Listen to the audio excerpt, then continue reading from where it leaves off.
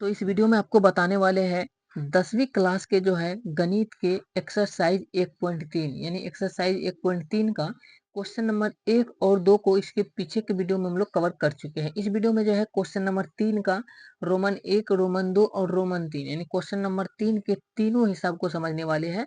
और ये एक क्वेश्चन जो है पूछा जाता है एग्जाम में, इसलिए जो आप लोग अच्छे तरीके से समझिए, आसान शब्दों में समझिए ताकि आपके दिमाग में एक बार में फिट हो जाए। आपको किसी और वीडियो को देखने की जरूरत नहीं पड़ेगा यदि आप इस वीडियो को देखते हैं। तो चलिए क्वेश्चन नंबर 3 का जो है 1 को बताते हैं, फिर 2 को, फिर 3 को बताएंगे। इसी वीडियो में जो है तीनों क्वेश्चन को बताएंगे। तो चलिए यहाँ से जो हम क्वेश्चन पे आगे देख सकते हैं। क्वेश्चन नंबर 1 में जो था ये था सिद्ध कीजिए कि 1/√2 एक अपरिमेय संख्या है। 1/√2 को एक अपरिमेय संख्या सिद्ध करना है। तो इस क्वेश्चन को बनाना है, तो इस क्वेश्चन को बनाने के लिए जो है आपको क्या करना है, यहाँ पे सबसे पहले लिखना है प्यारा सा शब्द हल लिखना है। हल लिखने के बाद लिखना है यहाँ पे बहुत ही आसान तरीके से लिखना है, ये सब में लिखना पड़ता है। माना कि 1/√2 एक परिमेय संख्या है, जितना का कहेगा निकालने के लिए, सिद्ध करने के लिए उसी संख्या को लिख करके लिखना है एक परिमेय संख्या। माना कि 1/√2 एक परिमेय संख्या लिख दी, जो भी होगा √2 होगा तो √2 लिखना है, √3 होगा तो √3 जो रहेगा वो लिख देना है, लिख दिए।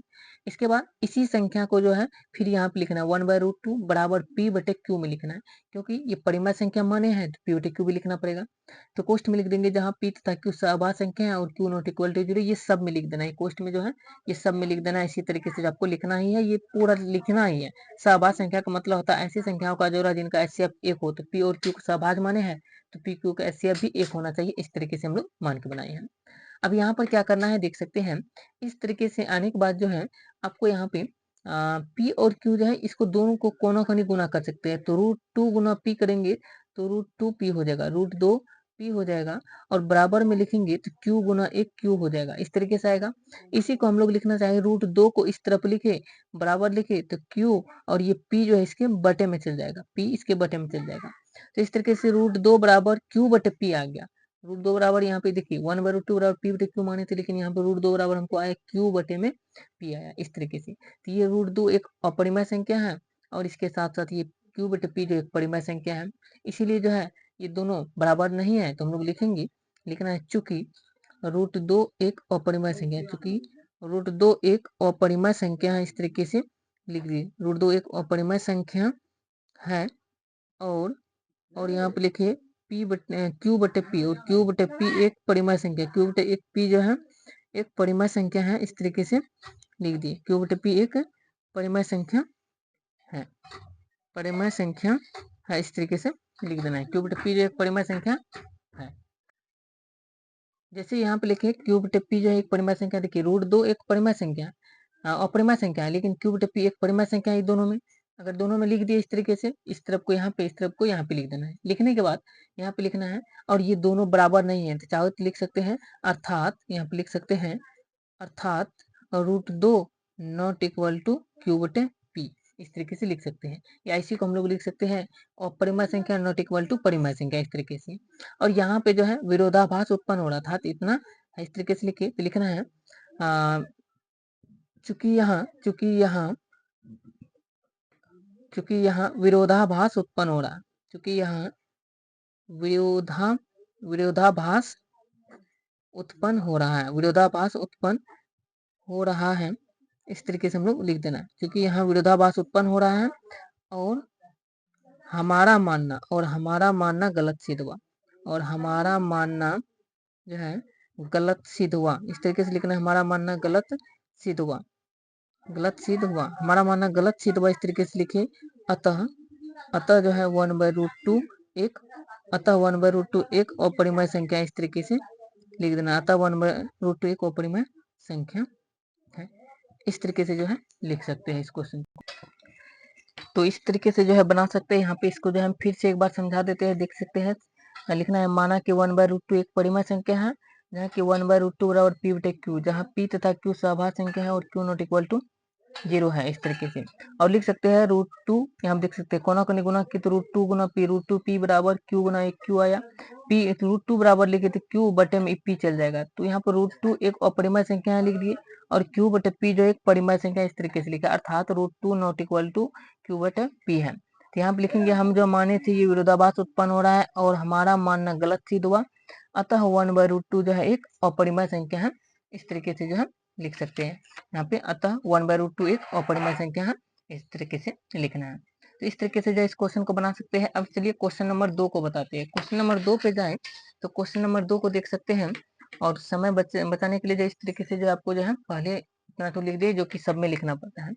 तो क्वेश्चन नंबर इसका क्वेश्चन नंबर 3 का जो है 2 में कहा जा रहा है यहाँ पे। क्वेश्चन नंबर 3 का 2 में कि सिद्ध कीजिए कि 7√5 एक अपरिमेय संख्या है।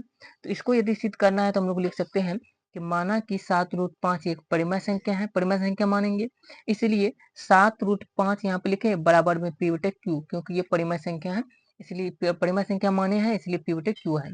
जहाँ की p तथा q जो है अभाज्य संख्या है और q नॉट इक्वल टू 0, इस तरीके से हम लोग मान सकते हैं। अब यहाँ पे क्या करना है, अगर इस तरीके से है तो इसको हम क्या करना है, इस 7 को इधर q में गुना करेंगे। जैसे √5 बराबर लिखना चाहे लिख सकते हैं p बटे में q को इधर 7 से गुना करेंगे तो हो जाएगा 7q। तो √5 बराबर p बटे 7q, इस तरीके से लिख दिया। यहाँ पर अब कुछ नहीं करना है, देख सकते हैं √5 एक अपरिमेय संख्या है और ये p बटे 7q जो एक परिमेय संख्या है, इस तरीके से लिख सकते हैं। वही लिखना है, चूंकि √5 एक अपरिमेय संख्या है, √5 एक अपरिमेय संख्या है, इस तरीके से लिखे √5 एक अपरिमेय संख्या है। और यह तथा लिखना है p बटे 7q जो है एक परिमेय संख्या है, p बटे 7q एक परिमेय संख्या है, इस तरीके से लिख दिए परिमेय संख्या है। यहाँ पे देख सकते हैं √5 एक अपरिमेय संख्या है और p बटे 7q एक परिमेय संख्या है। अर्थात हम लोग लिख सकते हैं, अर्थात ये जो है √5 नॉट इक्वल टू p बटे 7q है, इस तरीके से लिख दिए। क्योंकि ये जो है दोनों बराबर नहीं, एक ही चीज नहीं आया, दोनों परिमेय संख्या नहीं आया या तो दोनों अपरिमेय संख्या नहीं आया, एक ही चीज नहीं आया। तो यहाँ पर नहीं आया तो अर्थात इतना लिख दिए। हम लोग लिख सकते हैं यहाँ हमारा मानना विरोधाभास उत्पन्न करता है, यहाँ हमारा मानना विरोधाभास उत्पन्न करता है, या यहाँ हमारा मानना गलत सिद्ध हुआ, ऐसे भी लिख सकते हैं, गलत सिद्ध हुआ।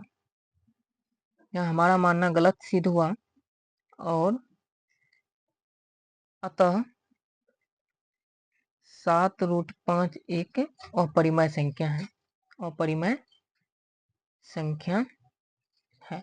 ये जो है सब में लिखना पड़ता है, लास्ट में जो है यहाँ हमारा मानना गलत सिद्ध हुआ, या ऐसे भी लिख सकते हैं यहाँ विरोधाभास उत्पन्न कर रहा है और हमारा मानना गलत सिद्ध हुआ, अतः 7√5 एक अपरिमेय संख्या, इस तरीके से लिख सकते हैं। जैसे अभी क्वेश्चन नंबर इसका जो है रोमन 1 का जो बता रहे थे उसमें लिखे थे, उसी तरीके से सेम लिख देना। अब हम जो है यहाँ तक बताएंगे, नेक्स्ट क्वेश्चन को देख सकते हैं। क्वेश्चन नंबर 2 को जैसे बनाए, क्वेश्चन नंबर 3 को इसी तरीके से जो हम बना सकते हैं। क्वेश्चन नंबर 3 को बनाने के बाद अब क्वेश्चन नंबर 2 को बना सकते हैं और क्वेश्चन नंबर 3 को भी इसी तरीके से बनाना है।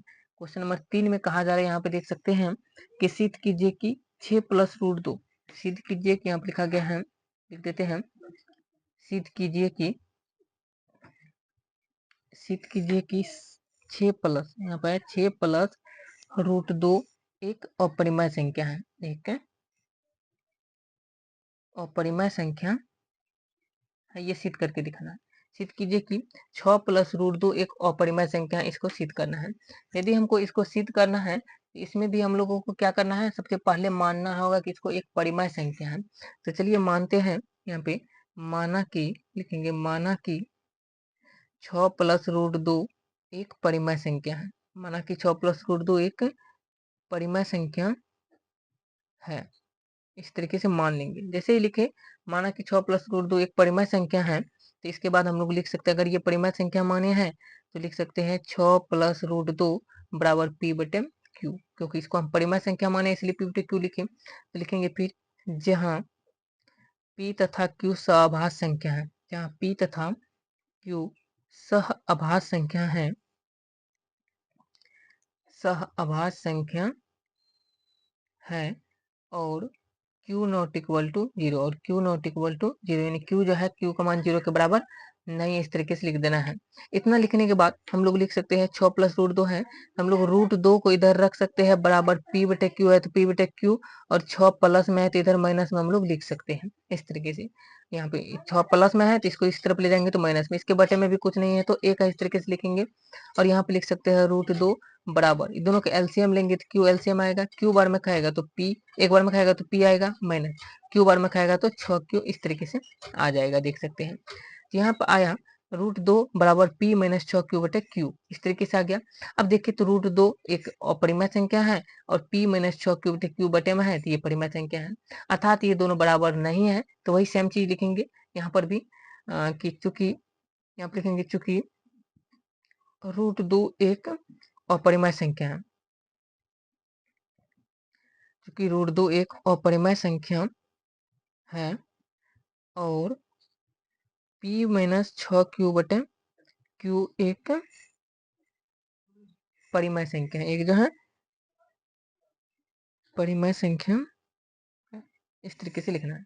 यहाँ पे √2 एक अपरिमेय संख्या और P माइनस 6Q बटे Q एक परिमेय संख्या, इस तरीके से लिखना है। और लिख सकते हैं यहाँ पे अर्थात, लिख सकते हैं अर्थात √2 not equal to P minus 6Q बटे Q है, इस तरीके से लिखे। इस तरीके से लिखने के बाद हम जो माने थे वो गलत सिद्ध हुआ, यहाँ पे लिखना है हमारा मानना, यहाँ पे लिखना है यहाँ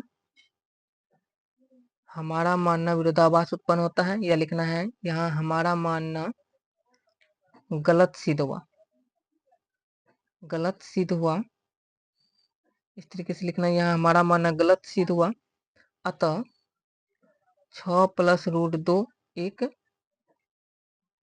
अपरिमेय संख्या है, अपरिमेय संख्या है, इस तरीके से लिख देना है। 6 प्लस √2 एक अपरिमेय संख्या, इस तरीके से बना देना है। देख सकते हैं इसको जो है फिर से आप नोट कर सकते हैं क्वेश्चन नंबर 2 से। क्वेश्चन नंबर 2 यहाँ पे है, क्वेश्चन नंबर 1 को भी आपको दिखा देते हैं। तो 2 और 3 को इस तरीके से जो नोट कर सकते हैं और अच्छे तरीके से बना सकते हैं। तो ये आप लोग कमेंट करके बताइए कि आपको समझ में आया या नहीं। अगर नहीं आया तो एक बार फिर से इसको दोबारा देख लीजिए। 3 क्वेश्चन जो है तीनों क्वेश्चन सेम ही है इसका, इस तरीके से। क्वेश्चन नंबर 2 का रोमन यहाँ पे 2 का है और क्वेश्चन नंबर 3 का जो है रोमन 1 है, यहाँ पे देख सकते हैं। तो इस तरीके से बना सकते हैं। तो ये वीडियो कैसा लगे आप लोग कमेंट करके जरूर बताइएगा। मिलते हैं नेक्स्ट वीडियो में। जय हिंद।